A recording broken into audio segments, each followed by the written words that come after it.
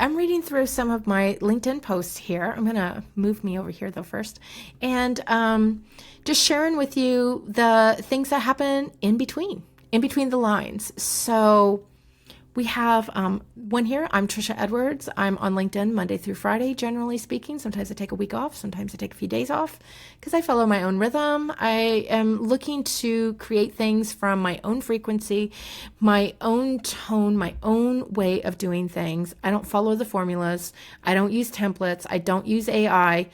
I let it become from me. And so I want to share this post with you. So it's all about repetition and the value you get by doing things on repeat because you are not the same every time. You know those frameworks that feel true the first time you hear them? The ones that spark curiosity, feel fresh, and maybe you even exhale with relief. But then you go to apply them and nothing really happens. Oh my gosh, I can't tell you. Back in the day, so last year I started ditching all the LinkedIn way advice and who cares about the algorithm and all that stuff. Stop caring about it. And I started going my own way and doing my own thing. It took a while to kind of figure out, but I remember getting those templates and thinking, oh my gosh, this converted for them. This is going to work for me. And oh my gosh, it's so simple. It looks so simple. And then I would open it up and I'd be like, yeah, but my business isn't like theirs. Yeah, I don't talk like them. And it was so hard for me to complete. I spent more time using a template than if I started from scratch. So nothing really happens. The words feel stiff, off, like you're trying to wear someone else's voice. And you might assume this didn't work for me. And that's what I thought a lot of times when I did end up using them and moving forward with them. That I was just like, well, it works for them. Well, because their business is, and I would have all these kinds of reasons. And all of those are just BS. It worked for them because it worked for them. It didn't work for me because I wasn't being me. Let's just be honest. That's really what it is. You just can't be somebody else. And had I been more, I don't know if confident is the right word, because I was confident in who I am and I did know who I am, but I didn't felt like I had the metrics of followers, of the number of comments, of the number of client conversions to back it up. So therefore I gave in to somebody who had more of those metrics. So that kind of makes sense.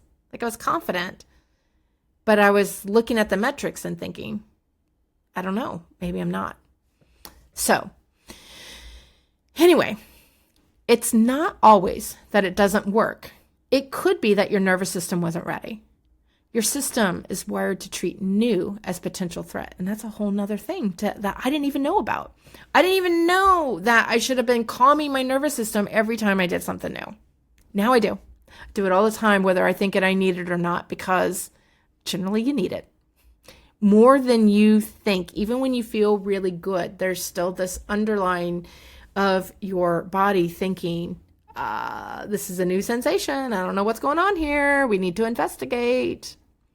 So it treats it as a potential threat, even if the idea is beautiful, even if it's what you want. That's why repetition matters, why integration is slower than insight. Oh my gosh, people want everything right away, and I'm the same. I want it now. Please, come on. Can we just do it now? I understand. I've intellectualized it. I understand it. Why is it not working for me right now? Maybe you see yourself in that. So this is why I curate my inputs on repeat. Why I watch programs like a kid with a new VHS of 16 Candles. My sisters and I watched that show at least 40 times the first month. Oh my gosh, no joke. And then months after that. And if you weren't alive in the 80s, this was our Hulu.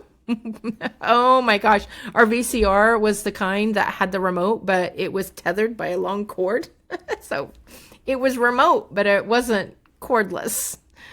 Oh my goodness. Such good times in those early 80s there. And we could recite the whole movie. That's how much we didn't have a bazillion things coming at us. So we went deep into things. And that's something that I personally am tuning a lot back into. Curating, blocking things out, tuning into the things I want and doing them more and more. So, but I don't replay programs to memorize them. I do it to contemplate because I hear it differently each time. And then I normalize the clarity. Every time you listen, read, or watch, you are different. And because you're different, you process it in new ways. You might hear it in a way that finally lands, that makes sense to you, just seem to show up the right time. And that's what Align to Share is designed for. So Align to Share is a free resource that you can sign up for. And I've done 3 cycles of it. I'm about to do the 4th cycle, and I'm going to start documenting it. Because I didn't really fully document it the other times, but I'm gonna go through every single day. So pretty soon you'll be able to just actually probably by the time this video gets put on YouTube, you will be able to do this too. You can follow me and see, example as you're doing it. So that's what Align to Share is designed for. It's a guide to help you tune into your yes, work with your nervous system, and let resonance become your rhythm. Something you can cycle through on repeat. Because I have been doing this long before I made this resource. And now I'm on, this is the 4th cycle that I'm doing. It's the 4th week in a row that I'm doing it. I'm not saying that you have to do it forever, but every time I do it, I get something new. It's so worthwhile. It only takes a few minutes each day to do it. It is worthwhile. Whenever you can have those things that you can go back to. And I've had some other things that I've created and I've used with clients, or, they might be a product or something. I have this one thing called the spin-in tool. I can't tell you how many times I whip that out. It's not every day, but there are times like, oh yeah, I'm just going to use that tool. It's going to help me. And there are things that I just do on repeat, even though it may not be daily repeat, may not be weekly. It might be once a quarter. The more that you keep doing them, the deeper you get from it, right? Because you're different. Something you can cycle through and repeat. I'm on my 3rd cycle of doing it, getting ready to do my 4th. That was at the time of writing this. And each time I've gotten something new. So maybe you feel you have your inner yes. This may be your opportunity to deepen it. Or perhaps you're not even sure what I mean by your inner yes. This is your invitation to experience it. So Align to Share right from your yes. It's really to help people on LinkedIn who are tired of the LinkedIn crappy way of doing things and want to do something that their own way and not really quite sure where to start. Or maybe you've used AI and you're like, it doesn't sound like me. I've lost my thread of connection. I love the idea of it being done, easily at the press of a button, but it doesn't sound like me. And this is about how it's this first step. It's not the whole shebang, but it's a first step that you can take to really tuning into your inner yes. It'll help you on whatever kind of decisions you're making, actually. But at the end, you're going to have a list of topics that you can weave into your content and bring your content alive so it won't feel so stiff in everything. So it's free. It's 5 days. It goes to your inbox. There's a worksheet. There's exercises each time. There's a video, a couple videos actually. And yeah, you get that list. And so I'll put a link here. It's called Align to Share, that if you want to give it a go.